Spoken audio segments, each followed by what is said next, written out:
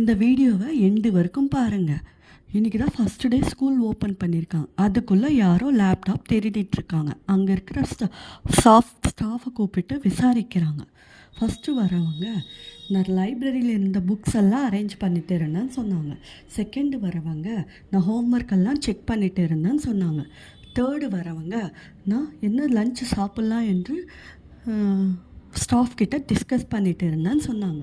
இப்போ இந்த 3 பேரில் யார் திருடினாங்கன்னு சொல்லிவிட்டு உங்களுக்கு நான் 10 செகண்ட்ஸ் டைம் தரேன். அதுக்குள்ளே கண்டுபிடிங்க.